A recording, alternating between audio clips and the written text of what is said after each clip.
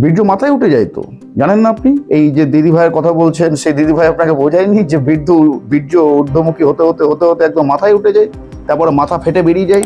কোনো একজন পুরুষ সে সঙ্গম করবে, লিপ্ত হবে যৌন সঙ্গমে কোনো মহিলার সাথে, এবং তার বীর্যপাত হবে না। এই বিষয়গুলোকে আধ্যাত্মিকতার সাথে কেন জুড়ে দেওয়া হচ্ছে? তার কারণ আধ্যাত্মিকতা বলতে মানুষ এটাই বোঝে যে আধ্যাত্মিকতা মানে কোনো একটা, এবং এরা যে আলোচনা করছে আধ্যাত্মিকতা এই বীর্যপাত নিয়ে, তারা কি বলছে? বলছে বীর্যপাতই জীবনে উন্নতির পথে মূল বাধা। Very good. তাহলে মেয়েদের তো বীর্য নেই, তাহলে তো জীবনে তাদের উন্নতির পথে কোনো বাধাই নেই। স্ট্রেট কাট সিমলেস রাস্তা, একদম খুব সহজে তারা জীবনে উন্নতি করতে পারে। করছে কি? ঘন্টা বীর্য বলবে, সঙ্গম বলবে, সেক্স বলবে, স্তন বলবে, স্তনবৃত্ত বলবে, এই সমস্ত শব্দগুলো আমাদের ব্যাপক লাগে আর কি। মানুষের অন্ধবিশ্বাস এবং কুসংস্কার যে কত গভীর এবং কত তীব্র হতে পারে তার বেশ কিছু উদাহরণ আমরা এই চ্যানেলে বিভিন্ন ভিডিওতে পেয়েছি। আজকে সেই রকমই একটা উদাহরণ আমরা দেখতে চলেছি এবং সেই বিষয়ে আমরা শিখতেও চলেছি। দেখুন, এই অন্ধবিশ্বাস কুসংস্কার যেগুলো অপ্রয়োজনীয়, যেগুলো নেগেটিভ থিংস, ভালো নয়, যেগুলো অন্ধকার সাইড, তো এই বাজে জিনিসগুলো যেগুলো প্রয়োজন নেই, যেগুলো খারাপ জিনিস, সেইগুলো অটোমেটিক কেন ছড়িয়ে পড়ে এবং ভালো জিনিসগুলো কেন ছড়ায় না? কারণ এটা আমরা প্রত্যেকেই জানি যে ভালো জিনিসকে স্প্রেড করার জন্য পরিশ্রম করতে হয়, রাইট? কিন্তু খারাপ জিনিসকে পরিশ্রম করতে হয় না, সে নিজে নিজেই ছড়িয়ে পড়ে। যেমন আপনি ওপর দিকে উঠবেন সিঁড়ি বেয়ে, তো আপনাকে পরিশ্রম করতে হবে। সিঁড়ি দিয়ে ওঠার সময় কিন্তু কষ্ট হয়, যার জন্য মানুষ লিফট ব্যবহার করতে চায়। কিন্তু সিঁড়ি দিয়ে নামার সময় কিন্তু বিন্দুমাত্র কোনো পরিশ্রম হয় না। অর্থাৎ ওঠার সময় পরিশ্রম করতে হয়, নামার সময় নয়। তো কি এক্সাম্পল সেটা একবার দেখি। আমাকে একটা প্রশ্ন করেছেন এক ভদ্রমহিলা। তো স্ক্রিনের সামনে আমরা দেখতে পাচ্ছি যে ভদ্রমহিলা আমাকে একটা ইউটিউবে ভিডিও পাঠিয়েছেন। ভিডিওর সমস্ত কিছু ব্লার করে দেওয়া হয়েছে, কারণ আমি এই জিনিসগুলো দেখাতে বিন্দুমাত্র মোটেই রাজি নয়, এইগুলো বেআইনিও। তো সেই জন্য এই জিনিসগুলো ব্লার করা থাকে, বাট এটা বোঝা যাচ্ছে যে এটা ইউটিউবের ভিডিও। এবং উনি আমাকে নিচে প্রশ্ন কি করছেন যে এই ভিডিও নিয়ে একটু আলোচনা করবেন। এই ভিডিওতে যে দিদি ভাই, মানে একজন মহিলা আমাকে প্রশ্নটা করেছেন, এবং এই ভিডিওটা যিনি বানিয়েছেন তিনিও একজন মহিলা। বলছে এই ভিডিওতে যে দিদি ভাই কথাগুলো বলেছেন সেগুলো নিয়ে একটা আলোচনা করবেন। ভিডিও করে দিদি ভাইয়ের কথাটা কতটা যুক্তিসঙ্গত প্লিজ একটু বুঝিয়ে বলবেন। আমার স্ট্রেট কাট উত্তর সম্ভব নয়, কারণ লক্ষ লক্ষ এরকম ধরনের ভিডিও ইউটিউব এবং সোশ্যাল মিডিয়াতে রয়েছে। আর এরকমও নয় যে আমি কোনো কোর্টের জাজ, কারোর বক্তব্য এই সমস্ত আমি বিচার করবো না, আমি রায় দেবো, আমি কোনো বিচারক নই। তো সেই জন্য আমি কি বলেছি যে সুতরাং আপনি জানাতে পারেন যে আপনার প্রশ্ন বা সমস্যা কি, যা পরবর্তীকালে কোনো একটা ভিডিওতে আলোচনা করা যেতে পারে। এই বিষয়ে ইচ্ছা করলে আপনি অ্যাপয়েন্টমেন্ট বুক করে আমার সাথে কনসাল্ট করতে পারেন, যেটা অনেকেই করে থাকেন, অ্যাপয়েন্টমেন্ট বুক করে কনসালটেশন আমার সাথে ব্যক্তিগতভাবে। অনেক সময় তার দু একটা স্যাম্পল ভিডিও আমি আপলোড করে দিই। তো তারপরে ভদ্রমহিলা আমাকে প্রশ্নটা জানাচ্ছেন। আমার প্রশ্ন এটাই যে সঙ্গম করেও কি বীর্য ঊর্ধ্বমুখী করা যায়, মানে সঙ্গম করেও কি বীর্য ধরে রাখা যায়? এই বিষয়ে একটা ভিডিও বানাবেন, উত্তরের অপেক্ষায় থাকবো। হ্যাঁ, কেন যায় না? বীর্য ঊর্ধ্বমুখী কেন হবে না? অবশ্যই হবে। বীর্য মাথায় উঠে যায় তো, জানেন না আপনি? এই যে দিদি ভাইয়ের কথা বলছেন, সেই দিদি ভাই আপনাকে বোঝায়নি যে বীর্য ঊর্ধ্বমুখী হতে হতে হতে হতে একদম মাথায় উঠে যায়, তারপরে মাথা ফেটে বেরিয়ে যায়? বলেনি এগুলো আপনাকে? বা ওই ভিডিওটা তো আলোচনা করানি? বীর্য ধরে রাখা, বীর্য ঊর্ধ্বমুখী। ওই যে বললাম প্রথমেই যে অন্ধবিশ্বাস কুসংস্কারের এরকম বহু কিছু এক্সাম্পল আমরা শিখেছি, দেখেছি এই চ্যানেলে। আজকে আবার শিখতে চলেছি এই বিষয়টা নিয়ে, বীর্য ঊর্ধ্বমুখী। দেখুন, এই জিনিসটা সম্ভব নয়, এই জিনিসটা লিটারেলি সম্ভব নয়। ভালো করে বুঝে নিন। কি না, কোনো একজন পুরুষ সে সঙ্গম করবে, লিপ্ত হবে যৌন সঙ্গমে কোনো মহিলার সাথে, এবং তার বীর্যপাত হবে না, এটা সম্ভব নয়। জিনিসটা অনেকটা এরকম টাইপের হয়ে গেল যে আমি হাত কাটবো, আমার হাত কেটে যাবে, রাইট, কিন্তু রক্ত বেরোবে না, এরকম টাইপের। যে সংযম করবে তবু বীর্যপাত হবে না, বীর্য ঊর্ধ্বমুখী হয়ে যাবে, মাথায় উঠে যাবে। তো সেরকমই হাত কেটে যাবে কিন্তু রক্ত পড়বে না, রক্ত ঊর্ধ্বমুখী হয়ে যাবে, মাথায় উঠে যাবে। একটা বাংলায় বহু পুরনো বোধহয় বাংলা সিনেমার একটা গান ছিল, মাঝে মাঝে শুনতে পাওয়া যায়, খেলবো হোলি রং দেবো না তাই কখনো হয়, এসো এসো বাইরে এসো ভয় পেও না ভাই। তো জিনিসটা ওরকম টাইপের হয়ে যাবে। খেলবো হোলি রং দেবো না তাই কখনো হয়, মানে হোলি খেলবে আর রং দেবে না, সেটা তো হতে পারে না। ঠিক তেমনই কেউ কারোর সাথে সেক্স করবে, কোনো পুরুষ, এবং তার বীর্যপাত হবে না, এটা সম্ভব নয়, ইটস নেক্সট টু ইম্পসিবল। এবার আমার প্রশ্ন হচ্ছে এইটাই যে এই বিষয়গুলোকে আধ্যাত্মিকতার সাথে কেন জুড়ে দেওয়া হচ্ছে?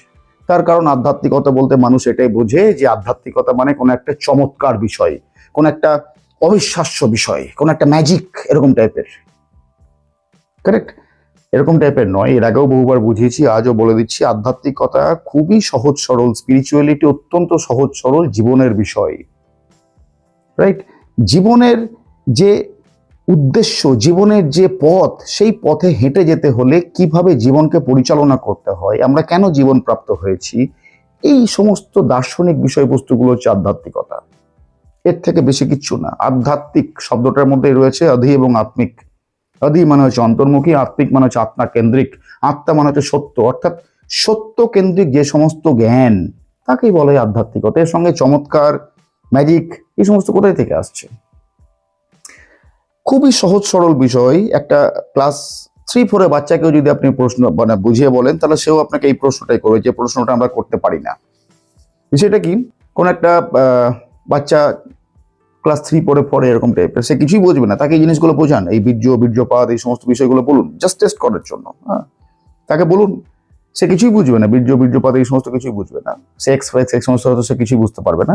বাট তাকে এইটুকু বুঝিয়ে দিন যে বীর্য ছেলেদের মধ্যে হয়, মেয়েদের মধ্যে হয় না। এটা তো সত্যি কথা, মেয়েদের তো বীর্য হয় না, স্পার্ম থাকে না মেয়েদের মধ্যে।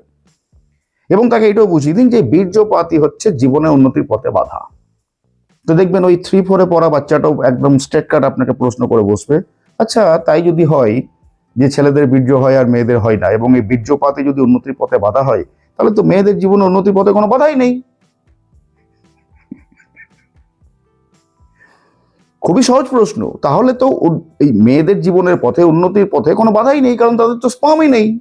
তাদের স্পাম ইজেকশন হওয়ার বা এই সমস্ত বীর্যপাত হওয়ার কোনো প্রশ্নই উঠছে না মেয়েদের, যা হচ্ছে ছেলেদের। এবং এরা যে আলোচনা করছে আধ্যাত্মিকতা এই বীর্যপাত নিয়ে, তারা কি বলছে? বলছে বীর্যপাতই জীবনে উন্নতির পথে মূল বাধা। Very good. তাহলে মেয়েদের তো বীর্য নেই, তাহলে তো জীবনে তাদের উন্নতির পথে কোনো বাধাই নেই। স্ট্রেট কাট সিমলেস রাস্তা, একদম খুব সহজে তারা জীবনে উন্নতি করতে পারে। করছে কি? করছে কি? ঘন্টা হচ্ছে না তো। বোঝাতে পারছি বিষয়টা? এটা এতটাই সহজ বিষয়, এটা এতটাই সহজ বিষয়। কিন্তু এরা কেন আলোচনা করে এই জিনিসগুলো নিয়ে? তার কারণ আমরা সেইগুলোকে দেখি, তাই এই ভিডিওগুলো আমাদের দেখতে ভালো লাগে। হ্যাঁ, বীর্য বলবে, সঙ্গম বলবে, সেক্স বলবে, স্তন বলবে, স্তনবৃত্ত বলবে, এই সমস্ত শব্দগুলো আমাদের ব্যাপক লাগে আর কি। তো তারা এই ভিডিওগুলোর জন্য বানায়, কারণ তারা ভিউজ পায়, কারণ এই সমস্ত চ্যানেলগুলো প্রত্যেক অল্টারনেট ডেতে আমার চোখে একটা একটা করে পড়তেই থাকে। এই সমস্ত বিষয়গুলো নিয়ে আলতু ফালতু মানুষকে বোঝাচ্ছে, এবং তাদের ভিডিওগুলোতে হাজার হাজার, lakh lakh, crore crore views, crore crore likes, lakh lakh comments পড়তেই থাকে।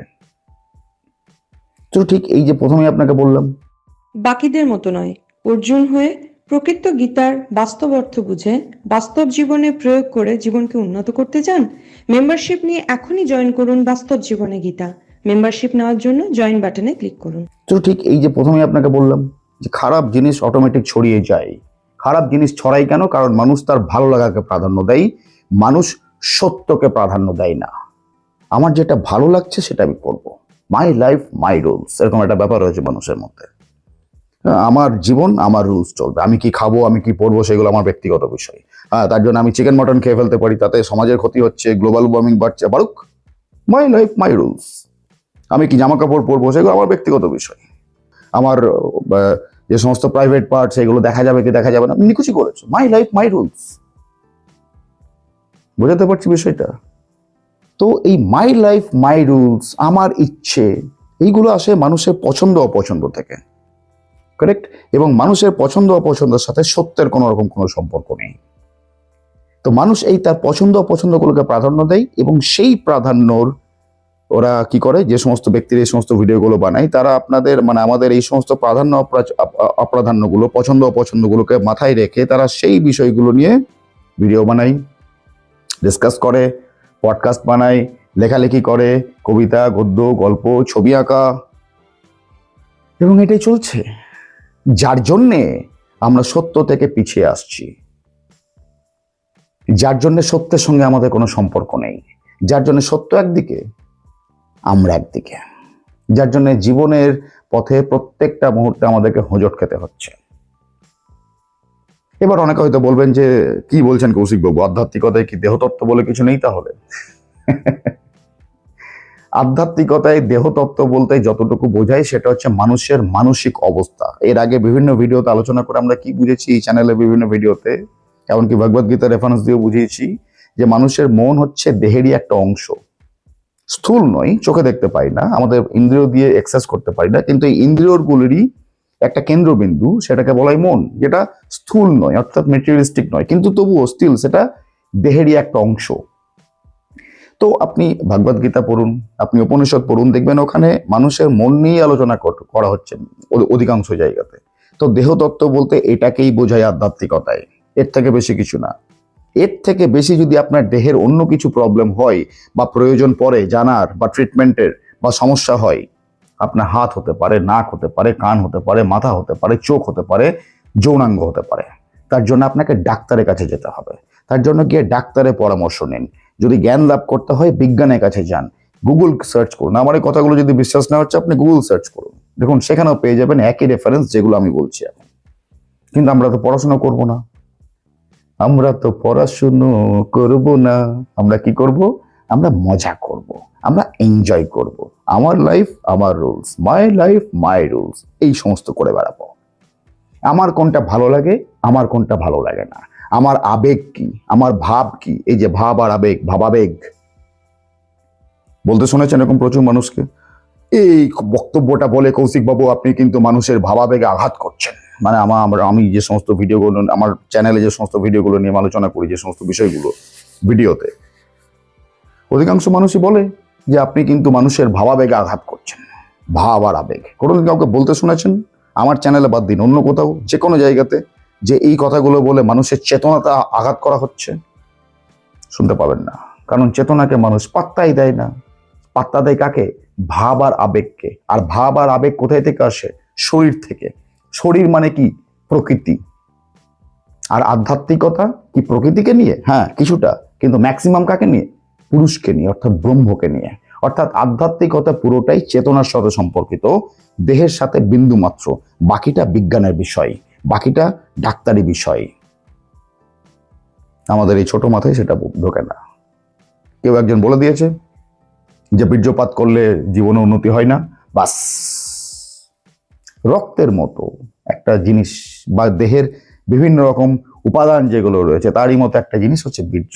দ্যাটস ইট, এর থেকে বেশি বিন্দুমাত্র কিচ্ছু না। এবার আপনাকে কেউ হয়তো বলতে পারে মানে আপনি আমার এই বক্তব্যগুলো যেগুলো শুনলেন এখানে ভিডিওতে, কাউকে গিয়ে হয়তো বললেন, সে হয়তো স্ট্রেট কাট আপনাকে বলে দিতে পারে, চ্যালেঞ্জ করতে পারে, না না না না না না না, আপনি কোন আলতু ফালতু চ্যানেলে কি ভিডিও দেখে এসছেন, কোথায় কি বই পড়ে এসছেন আমি জানি না, কিন্তু আপনি মিথ্যা কথা বলছেন, আপনি ভুল। আমি জানি আমার গুরুদেব কিন্তু সেক্স করতে পারেন, সংযম করতে পারেন, কিন্তু তার কিন্তু কোনো রকম কোনো বীর্যপাত হয় না, বলে দেবে আপনাকে। এরকম মানুষের অভাব নেই। বিষয়টা ভালো করে বুঝুন, এর সাথে আধ্যাত্মিকতা বিন্দুমাত্র কোনো সম্পর্ক নেই। কারেক্ট? কেউ ধরুন কোনো পুরুষ, সে হতে পারে কারো গুরু ফুরু অমুক তুসুক, এরকম মানুষকে ব্রেন ওয়াশ করে বেড়াচ্ছে, মানুষকে ভুলভাল বোঝাচ্ছে, হতেই পারে। তো ধরে নিন সে সামাজিক কোনো একটা গুরু, এরকম টাইপের আলতু ফালতু। তো সে এরকম ভাবে প্রমাণ করে দিতেই পারে যে সে কারোর সাথে সংযম করছে এবং তার তখনো পর্যন্ত ইজেকশন হয়নি, বাট সে এমন কিছু একটা ভাব, এমন কিছু একটা অ্যাক্টিং করলো, মুখের অঙ্গি ভঙ্গি, মুখের এক্সপ্রেশন এমন কিছু করে দেখালো, হ্যাঁ, যে মনে হতেই পারে যে তার হয়তো ইজেকশন হয়ে গেল, কিন্তু আসলে হয়নি। এটা তো অভিনয়ের বিষয়, অভিনয়। সিনেমা দেখি, সিরিয়াল দেখি, আমরা কি দেখি যে ওখানে ওই যে পর্দার মধ্যে যে ব্যক্তিটা অভিনয় করছে, সে তার ব্যথা হচ্ছে না, কিন্তু সে এমন অভিনয় করছে যেন তার ব্যথা হচ্ছে। যে লোকটা অভিনয় করছে সে কাঁদছে না, কিন্তু এমন অভিনয় করছে যেন সে সত্যি করে কাঁদছে, এবং তার কান্না দেখে আমাদের মাঝে মাঝে কান্না পাই কি পাই না। লোকটা হাসছে না, আনন্দ হচ্ছে না তার, কিন্তু এমন অভিনয় করছে তার মুখের এক্সপ্রেশন দিয়ে যেন মনে হচ্ছে ব্যাপক আনন্দিত হয়ে গেছে, কিন্তু আসলে সে বিন্দুমাত্র আনন্দিত হয়নি, অভিনয়। তো ঠিক তেমনই ইজেকশনের সময় যেরকম টাইপের ভাব অঙ্গভঙ্গি এরকম টাইপের হয় ছেলেদের, সেরকম কেউ করে দেখাতেই পারে, হয়ে গেল আমার ইজেকশন, কিন্তু আসলে তার হয়নি। হ্যান্স প্রুভড যে কৌশিক মল্লিক যে কথাগুলো বলছে সেগুলো মিথ্যা। তাই তো তার মানে অভিনয় বুঝতে শিখুন, তাহলেই বুঝে যাবেন আপনি। বিজ্ঞানকে গিয়ে জিজ্ঞেস করুন, তাহলেই বুঝে যাবেন আপনি। এইগুলো তো পাড়ার কোনো একটা লুচ্ছা লাফাঙ্গা ছেলেগুলো করে দিতে পারে, এই সমস্ত আলতু ফালতু অ্যাক্টিং। এই সমস্ত অ্যাক্টিং করার জন্য তো অ্যাক্টিং শেখারও প্রয়োজন নেই, আধ্যাত্মিকতা তো অনেক দূরের কথা। পাড়ার যে সমস্ত লুচ্ছা লাফাঙ্গা ছেলেরা রয়েছে তারাও এই সমস্ত অ্যাক্টিং করে দেখে দিতে পারে, এই চালানা মার্কা থার্ড ক্লাস অ্যাক্টিং, পেজ 3 যে সমস্ত অ্যাক্টিং গুলো হয়, যার জন্য বিন্দু মাত্র কোনো অভিনয় শেখার প্রয়োজন নেই। কারেক্ট? তো ব্যাপারটা বুঝতে শিখুন। আর বুঝতে শিখতে হলে আমাদেরকে বিষয়গুলো নিয়ে জানতে হবে, চর্চা করতে হবে। এই আলতু ফালতু লুচ্ছা লাফাঙ্গা কেউ একজন এলো মাথায় তিলক নিয়ে অমুক তসুক করে বলতে শুরু করে দিল। কত রকম চ্যানেল রয়েছে এরকম, তার নাই ঠিক। বাবারা, মায়েরা, ভগবান শ্রীকৃষ্ণের আশীর্বাদ নিয়ে আমি শুরু করছি, আশা করি আপনারা সবাই ভালো রয়েছেন, আমি ভালো রয়েছি। লক্ষ লক্ষ কোটি কোটি ভিউজ তাদের চ্যানেল, এবং আলোচনা বিষয়বস্তু কি? এইগুলো, এই নোংরা নোংরা বিষয়গুলো, যার সাথে আধ্যাত্মিকতার বিন্দু মাত্র কোনো সম্পর্ক নেই। আধ্যাত্মিকতা বলতে আপনি গীতা পড়ুন, আপনি উপনিষদ পড়ুন, আপনি বুঝে যাবেন। আর যদি বুঝতে না পারছেন, আমার চ্যানেলে আমি ভগবত গীতা বোঝাই মানুষকে, সেখানে জয়েন করতে পারেন। রিডিং পড়া হয় না ওখানে, এর আগে তো বহুবার বলেছি, আর কত বলবো। ইটস নট লাইক দ্যাট কি আমি ওখানে রিডিং পড়াচ্ছি এবং ট্রান্সলেট করে ছেড়ে দিচ্ছি। বাস্তব জীবনের যে সমস্ত আমাদের উপাদানগুলো, বাস্তব জীবনে আমাদের যে সমস্ত ক্রিয়াকলাপগুলো, সেগুলোর সঙ্গে মিলিয়ে ঠিক সেরকম ভাবে আলোচনা করা হয় যাতে মানুষ সেগুলোকে বুঝতে পারে সহজ সরল বাংলায় এবং নিজের জীবনে প্রয়োগ করতে পারে। খুবই সাধারণ বিষয়। যদি আপনি করতে পারছেন তাহলে করুন, আর যদি না করতে পারছেন তাহলে আমার কাছে অপশন রয়েছে, নেই তা নয়। কিন্তু না, সেগুলো তো আমরা করবো না। আমরা তো এই সমস্ত জীবনের সমস্যাগুলো দূর করার জন্য যদি পার্সোনাল কনসালটেশন নিতে চান তাহলে হোয়াটসঅ্যাপে যোগাযোগ করতে পারেন এই নম্বরে। ওরাল সেক্সের ভিডিও দেখবো আধ্যাত্মিকতার নামে। আসলে ব্যাপারটা দোষ তাদের নয় যারা এই সমস্ত ভিডিওগুলো বানাচ্ছে, দোষ পাবলিকের। পাবলিক এগুলো চাই, তাই তারা ওগুলো বানাচ্ছে, এবং এর সাথে আধ্যাত্মিকতা বিন্দুমাত্র কোনো সম্পর্ক নেই। এটা প্লেন ইকোনমিক্স এর বিষয়। ডিমান্ড রয়েছে, সেই জন্য সাপ্লাই হচ্ছে। ডিমান্ডকে আপনি বন্ধ করুন, যেটা আপনার হাতে, সাপ্লাই অটোমেটিক বন্ধ হয়ে যাবে। কারেক্ট? একটা বিষয় হতে পারে, সেটা হচ্ছে এইটাই যে, এবার মানে প্রশ্নটা এইটাই যে, তাহলে এই সমস্তগুলো যদি আলতু ফালতু হচ্ছে, তাহলে এই বীর্য বিষয়টা এলো কেন? কেন এইটাকে কেন্দ্রবিন্দুতে নিয়ে এত কিছু আলোচনা করা হচ্ছে? মানলাম সেগুলো ভুল, মিথ্যে, মানুষকে ব্রেন ওয়াশ করা হচ্ছে, অন্ধবিশ্বাস, কুসংস্কার, কিন্তু হচ্ছেটা কেন? কারণটা কি? কারণটা হচ্ছে এইটাই যে, দেখুন, আমাদের জীবনের মধ্যে সব থেকে যেটা তীব্র চাহিদা কাম বাসনার মধ্যে, তাকে মানে সেই জায়গাতে কাকে রাখা হয়েছে? কাম বাসনাকে, অর্থাৎ সেক্সুয়াল অ্যাক্টিভিটিসকে। কারেক্ট? তো সেইটা যেহেতু তীব্র এবং সেক্সুয়াল অ্যাক্টিভিটিসের সঙ্গে যেহেতু বীর্য একটা ভাইটাল রোল প্লে করে, সেই জন্য তাকে ধরে নেওয়া হয়েছে। তো এরকম টাইপের হতে পারে। আপনি কোনো সাধক, সত্যিকারের সাধক ব্যক্তিকে যদি আপনি কখনো সাক্ষাৎ হয় বা তার সান্নিধ্যে যেতে পারেন, বা তার লেখা কোনো বই, তার বক্তব্য আপনি হয়তো শুনছেন, বা তার লেখা কোনো বই পড়ছেন, হয়তো তিনি এই জগতে আর নেই, দেহ রেখেছেন, বাট স্টিল তার লেখা, তার বক্তব্য রয়ে গেছে, তাহলে আপনি জানতে পারবেন যে তারা এই সমস্ত কথাগুলো বলে যে, মানে ব্যাপারটা হচ্ছে তাদের কাছে জিনিসটা, সেক্সুয়াল অ্যাক্টিভিটি জিনিসটা অনেকটা এরকম টাইপের যে একটা অপশন তাদের কাছে। তারা ওই সেক্সুয়াল থটসের ফলে তারা ছুটে পালিয়েও যায় না, রাইট? আবার সেইটার পিছনে পাগলের মতো দৌড়েও বেড়ায় না। এটা তাদের কাছে একটা অপশনাল। হলে হলো, ঠিক আছে, কোনো অসুবিধা নেই, না হলে না হলো, ঠিক আছে, কোনো অসুবিধা নেই। কেন? কারণ আমার জীবনে উন্নত একটা পারপাস রয়েছে, একটা উদ্দেশ্য রয়েছে। অপশনাল বিষয়টা আপনাকে কি করে বোঝাবো? এক্সাম্পল দিয়ে যদি বোঝাতে চাই, ধরুন আপনার সামনে একটা জলের গ্লাস রয়েছে, কারেক্ট? আর এরকম নয় যে আপনার তেষ্টা পেয়েছে বা পাইনি। ধরুন আপনার সামনে একটা জলের গ্লাস রয়েছে, এবং আপনার অবস্থা এরকম টাইপেরও নয় যে আপনার তেষ্টা পেয়েছে বা পাইনি, মানে একটা মাঝামাঝি জায়গায় রয়েছে। এবার আপনি জলের গ্লাসটা নিয়ে জল খেতেও পারেন, নাও খেতে পারেন। তো ওই সমস্ত যারা আসল সাধক, আসল যারা যোগী, তাদের কাছে হচ্ছে সেক্সুয়াল অ্যাক্টিভিটি অনেকটা এরকম টাইপের, ওই জলের গ্লাসটার মতো। এবং তাদের ওরকম তেষ্টা পেয়েছে বা পাইনি, এরকম টাইপের নয় যে তেষ্টা পেয়েছে, এরকমও নয় যে তেষ্টা পাইনি।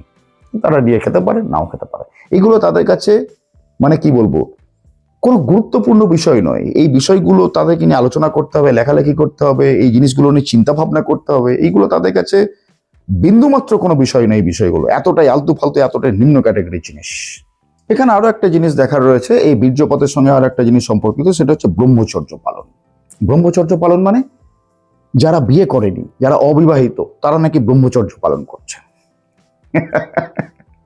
তাহলে যারা বিয়ে করেছে, বিবাহিত বা বিবাহিতা, তারা নিশ্চয় ব্রহ্মচর্য পালন করতে পারছে না। আর তাই যদি হয়, তাহলে ঠাকুর রামকৃষ্ণদেব তিনি তো ব্রহ্মচর্য কোনোদিন পালন করতেই পারেননি, কারণ উনি তো বিবাহিত, মা শারদা তো ওনার স্ত্রী।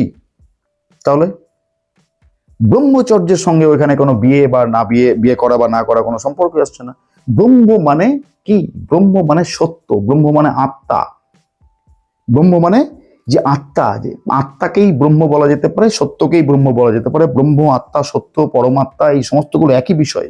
অর্থাৎ যে সত্যের পথে বিচরণ করে, যে সত্যের পথে সবসময় বিচরণ করে, তাকে বলা হয়, মানে সে ব্রহ্মচর্য পালন করছে এরকম বলা হয় তাকে। তার সাথে বিয়ে করা না করা কি সম্পর্ক রয়েছে? কোনো সম্পর্ক নেই। তো এই সমস্ত আলতু ফালতু, এই সমস্ত অন্ধবিশ্বাস, কুসংস্কারগুলো থেকে বেরিয়ে আসুন। খুবই সহজ সরল প্রশ্ন, খুবই সহজ সরল বিষয়গুলো, শুধু একটুখানি নিজের চেতনাকে জাগ্রত করুন, বা চেতনাও তো অনেক দূরে চলে যাচ্ছি, সামান্য বুদ্ধি অ্যাপ্লাই করুন, তাতেই আপনি বুঝতে পারবেন। এই বুদ্ধিটা, এই প্রশ্নটা কোনোদিন আসেনি কারোর মাথায়? হ্যাঁ, যে বীর্য তো মেয়েদের হয় না। যেমন এখানে ভিডিও শুরুতে এক্সাম্পল দিলাম যে একটা বাচ্চা ছেলেকে পর্যন্ত বললে সে ওই প্রশ্নটা করে ফেলবে, আচ্ছা বীর্য তো তাহলে মেয়েদের হয় না, তাহলে তো মেয়েদের উন্নতি পথে কোনো বাধাই নেই, তাহলে তাদের উন্নতি হচ্ছে না কেন? বোঝাতে পারছি বিষয়গুলো? সুতরাং এইগুলো নিয়ে এরকম ভাবে ঘাটাঘাটি করা মানে বীর্য মাথায় উঠে যাবে, তারপরে মাথা ফুটে বেরিয়ে যাবে, না হলে মাথাতে জমে যাবে, সেখানে একটা পদ্ম ফুল ফুটবে, সেই পদ্ম ফুল হচ্ছে সহস্রধার চক্র, তার মানে আপনি কুণ্ডলিনী শক্তি জাগরণ করে ফেললেন। এই কুণ্ডলিনী শক্তি নিয়েও বুঝিয়েছি আমার চ্যানেলে, যদি সার্চ করতে চান তাহলে সার্চ করে দেখতে পারেন, বা ব্যাকগ্রাউন্ডে ভিডিওটা এখানে দেখা যাচ্ছে, লিঙ্ক দিয়ে দেবো ডেসক্রিপশনে, গিয়ে দেখে নিতে পারেন। এরকম প্রচুর অন্ধবিশ্বাস, কুসংস্কার নিয়ে আলোচনা করা হয়েছে, আবার করা হবে, করা হতে থাকবে, কারণ তবেই আমাদের জীবন হবে সহজ। তাছাড়া জীবন সত্যিই কঠিন। বাকিদের মতো নয়, অর্জুন হয়ে প্রকৃত গীতার বাস্তব অর্থ বুঝে বাস্তব জীবনে প্রয়োগ করে জীবনকে উন্নত করতে চান? মেম্বারশিপ নিয়ে এখনই জয়েন করুন বাস্তব জীবনে গীতা। মেম্বারশিপ নেওয়ার জন্য জয়েন বাটনে ক্লিক করুন।